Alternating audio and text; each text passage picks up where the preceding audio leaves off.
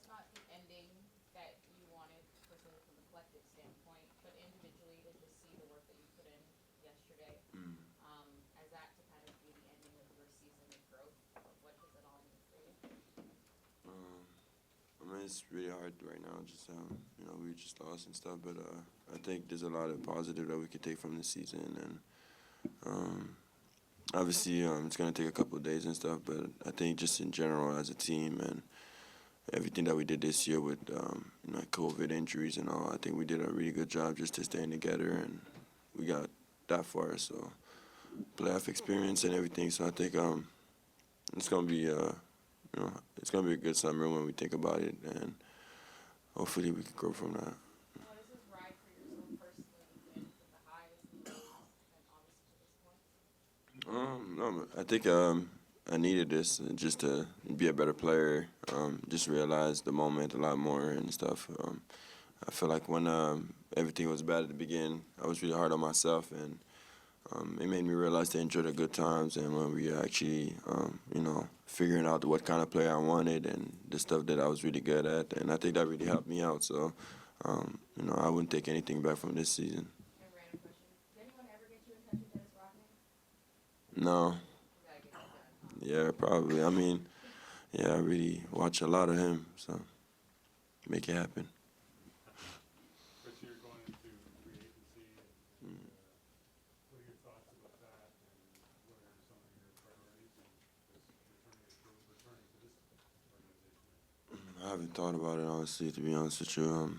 Season was, I mean, it's hard to play a whole season and think about it. It can affect your game, and also, I'll think about it more the next few days. But like I said, I think I did a good job just to put myself and my family and everybody that worked and helped me out to get to this point. I think we're in a good position for ourselves and just making sure that we do the right decision for all of us. Because like I said, I'm not alone in this, and like I said, I love Toronto. Toronto did a lot for me.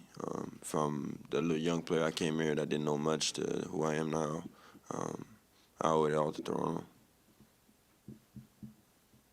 How important is it to you to be a key contributor on a contending team? I mean, obviously, it's it makes shows me how far I've came. Just and honestly, I never thought I'd be here, like playing on a playoff team and be a contributor. So it's definitely something that I'm thinking about it, and I say how fun it is to be in a playoff and play for something. And like I said, I see now it was to be in Tampa too, and not winning, and obviously I'd rather win more games and go to the playoff and be a contributor to that than having the best season on the team and lose and we keep losing. So.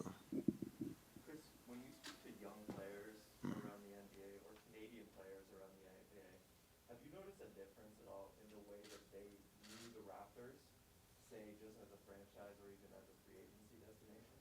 Yeah, I mean, they just see what happens with the players that they really don't have a name, or they come to the league and you don't really know much about them. But it seems like every time that you go with Toronto, your game gets better. You somehow, some way, find a way to get meaningful minutes in meaningful games. So I think that's something that the Raptors always do. And like I said, the core. When you look at Pascal, OG, before DeLon, Norman, Fred. It's all guys that was in the G League, and I think that shows that they take players the players to get better.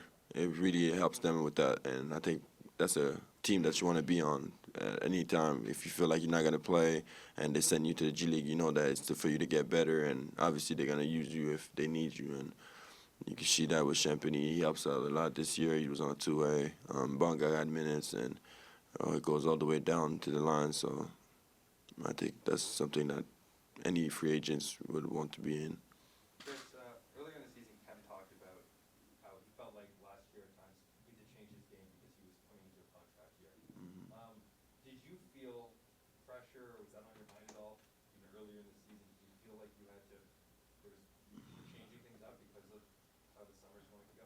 I mean, I definitely came in the season with a different mindset. Obviously, I thought that, with the injury that I have and all that, didn't expect that to impact me that much. So I went over there and thought that I was gonna bring all offense and all, because that's what I did in Tampa. But I think what really helped me out is the fact that I came in like that, because I had to change my whole mindset, and I wasn't, the fact that I was a free agent too.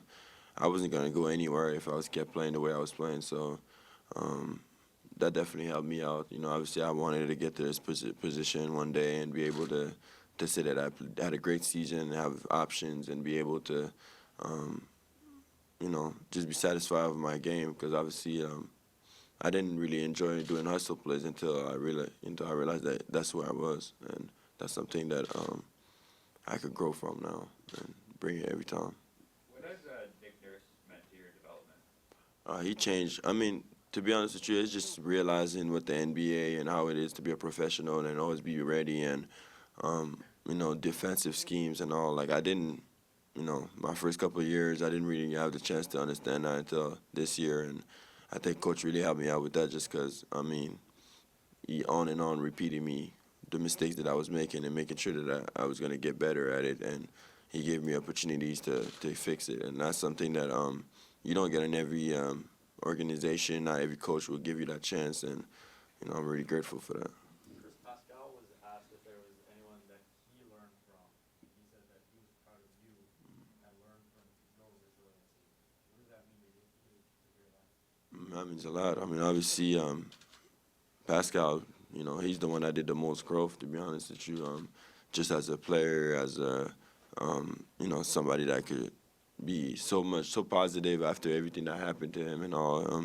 It's really hard to be a go-to guy, come every night and having ups and downs and still be positive with your teammates and all. So, no, but he really helped me out just to stay focused and knowing what to bring to the team, and that's something that I don't think I would have been able to do without these guys. Like I said, Fred, OG, just guys that kept telling me that they knew what I was able to do, and they kept me in line. And when it was hard, they always told me that I was going to turn around, and that always helps. Like I said, those guys, they've seen it all. So definitely feels good to hear that from Pascal, for sure.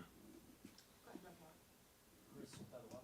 On t'a demandé un peu ton bilan de la saison hier, mais personnellement, cette année-là était très importante pour toi. Tu as 29 ans quand même, ta carrière ne durera probablement pas 10 autres années dans la NBA.